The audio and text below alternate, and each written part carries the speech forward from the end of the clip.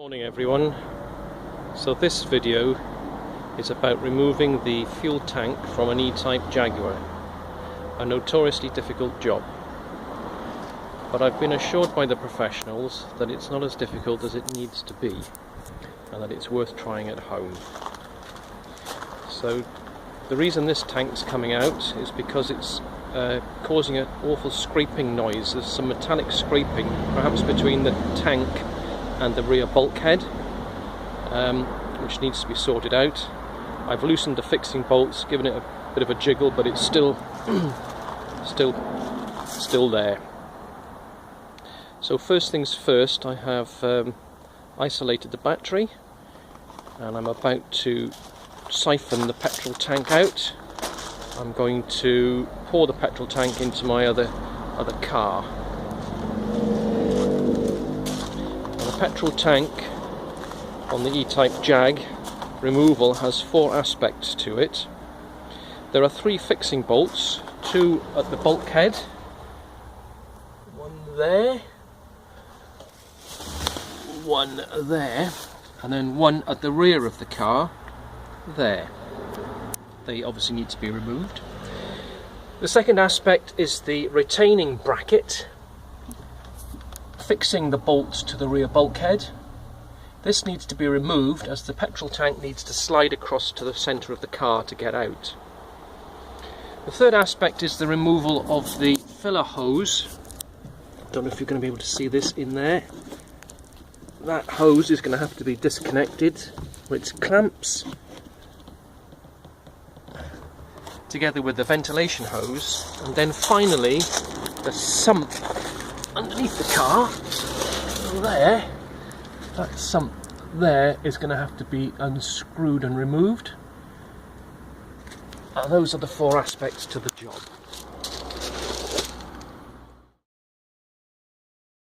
I have siphoned the petrol tank and put the spare petrol in my other car, and I have managed to loosen the petrol pump sump. I used a wrench and a oil filter tool, but after removing it I discovered that the nut on the bottom is actually a cast-in part, so I'll be using that when I come to replace it. The next job is going to be to remove this bracket on the bulkhead. Now on my car, then these are nuts and bolts, they're not captive nuts. These are the bolt heads, and they have actually been welded in onto the bracket. So the nuts on the other side of the bulkhead, beside the IRS, are going to have to be unscrewed, and then this bracket will come loose inside the boot. That's the next job. I have already loosened the three retaining bolts, 1, 2 and 3. The way I did that, because access is very difficult in that corner there, I used a 9/16 socket with a small piece of square bar in the top. I placed that over the bolt head, you can see there, placed that over the bolt head, and then used a normal spanner. This is a 3/8 square drive, so it's a smaller sort of overall size socket, and I was able to get in there with a normal 9/16 AF spanner and to rotate the socket. That's the way to do that. Right, well, the job is going very well.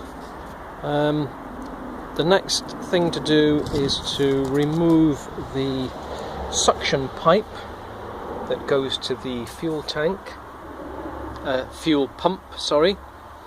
The suction pipe here. So I've loosened the banjo bolt with a 13/16 AF, and I've loosened these little screws here. The reason I've got to remove this is because the suction pipe goes right down into the tank, through the tank and into the sump, and is protruding beneath the bottom of the car. There. So that needs to be withdrawn to enable the tank to move rightwards toward the centre of the car and then out. And then the final job will be, well, once I've withdrawn the bracket, I have loosened the bolts on the bulkhead side. The bracket is now loose, so I've got to take that out, and then I will be removing the clips that hold the filler pipe onto the tank.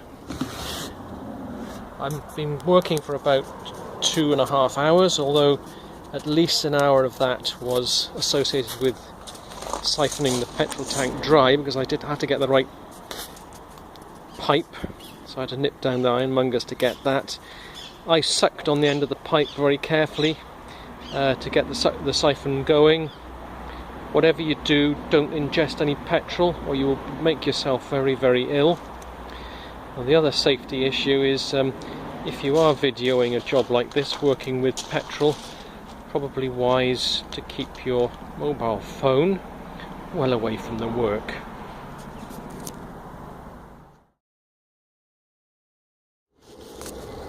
So you can see how here in clip 5 how I am removing the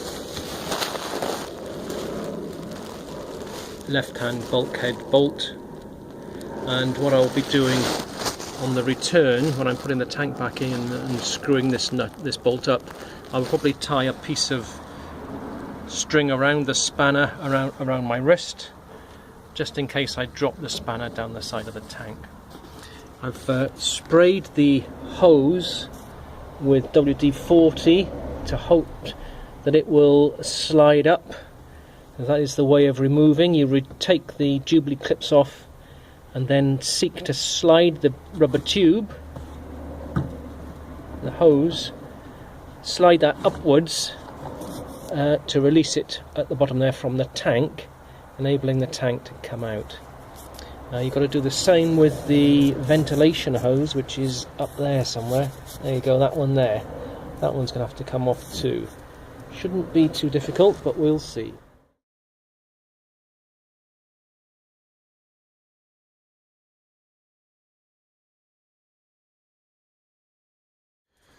Okay, so the bolt is now out.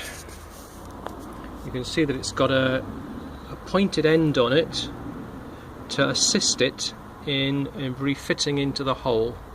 This is a notoriously difficult job, and what I might do is to drill a hole here in this little bulkhead lip directly above the hole to enable me to get a socket in and well, to line the bolt up first properly, to line the bolt up perfectly, and then to get a socket down through there,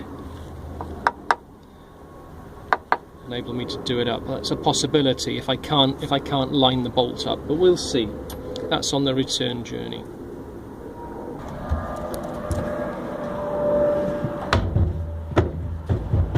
Okay, the tank is now loose.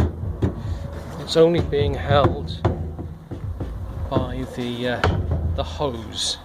So that's the final job before I'll be able to hopefully slide it towards me, towards the centre of the car. Here is the suction tube, by the way. This fits in there, down into that hole and into the sump. I believe there's supposed to be some kind of filter on the end here, but this seems to just be direct suction. So I'll check the parts catalogue and see if there was a little filter sort of pocket missing off the end. Tank, not that old, so it's nice and clean inside, that's reassuring.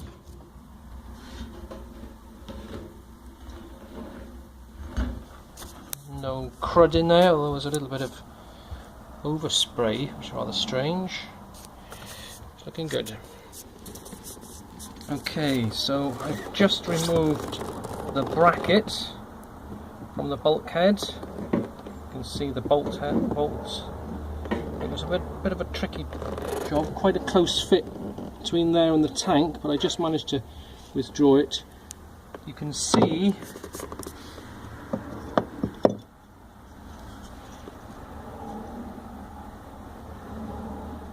that the nuts, the bolts have been welded onto the bracket. That made withdrawal a lot easier. And you can see the captive nut that the tank retaining bolt fits into, the pointed bolt. Right, well, I managed to get the filler hose out. I removed the Jubilee clips, smothered it in WD-40, and then the way I couldn't rotate it, I just pushed it in there and it freed itself from the lip, the filler lip. If you can see in the gap there we are. So the tank is now loose, and I've moved it over to the centre of the car, and as I understand it,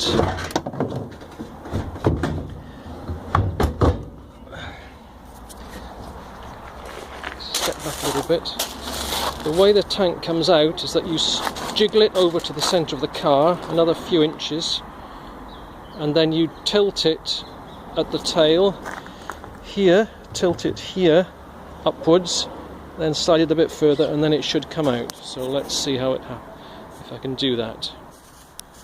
So there we have it.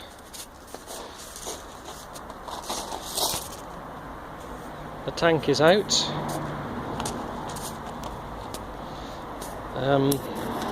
It took a little bit of a jiggle to get it past this lip here,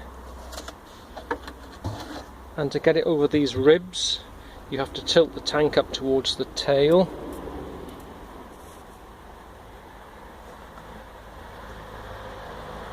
Part one of the job done. I've now got to find out, for me, where the scratching was coming from, what was causing the scraping sound, some little telltale signs. I'll have to do a little bit of further investigation here. Looks like I've had some sort of a dent there in the past. Somebody's done a repair. Anyway, I hope you enjoyed that, and that this has helped you when you come to take your tank out. It's taken me about 2.5 hours work. I will post another video to return the tank, where the challenge there is getting the pointed bolts to fit into these 3 holes. Very difficult. Where the bracket is and here at the back. That's the difficulty, as well as getting the fuel filler hose to fit up onto the bottom of the filler. Okay, there you go. Here we are. Job done. The tank is back in. The car's been tested and there is no scraping noise, although I did find some screws underneath the tank which I think had become trapped between the tank and the bulkhead and were the cause of the scraping sound. You can also see here that in order to access this bolt in the rear bulkhead, I have cut a hole here so I could get the socket set down onto the bolt head with a socket. The main reason for doing this was not so much to turn the bolt, but to enable it to pick up on the thread. I needed to be able to put vertical pressure on the socket. Accessing it from the side here with a spanner was causing the bolt to tilt, and it would not pick up on the thread. However, this way, with that vertical pressure, it has picked up and has been bolted down nicely. Job done.